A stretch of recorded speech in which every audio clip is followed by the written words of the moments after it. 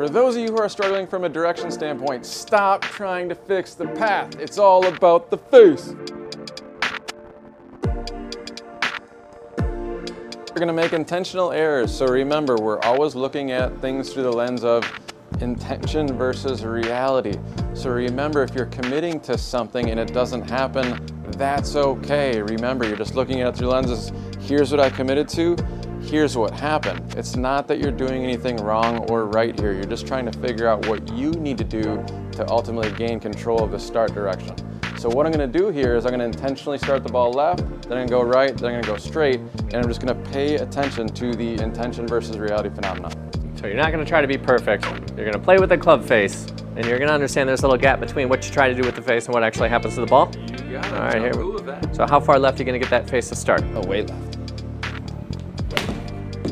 Okay, so the ball took off because the club face was left. It's not because you came over the top or did any of that jazz. Nope. Club face was left, that's a fact. The funny thing is you can have an in to outer rightward club path and it can still start to the left. So this has nothing to do with the club path right now. It's all about your face. Very good. So we're at X Golf. Yeah, this is the best. You hit the button, it pops right up, man. This is this is amazing. All right, so now the next thing you do is try to get the face way open. Is that true? Yes, sir. And then the ball went right, or started right, because the club face was open, or pointed to the right. That's right. Good. Good, good, good. Now, third and final, you're going to try to get the club face somewhere between the last two. Is that true? Yes, sir. Not trying to be perfect?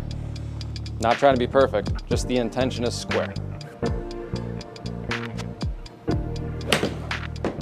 All right, and that ball took off straight because the club face was about straightish. Good, good, good, good. So as it's playing season now, a lot of you want to hit better golf shots, you want to be more accurate. You have to go to the range and calibrate for the face. You have to understand it's about the face, then number two, calibrate for it. Seems pretty easy when Ben does it.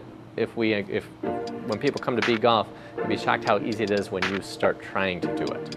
Anything you want to add before we call off here? Yeah, just remember when you're doing the club face experiments, play around with different amounts. So we always use what's called a slight, moderate, severe scale. So make sure when you're doing this, you're not just going extreme both ends.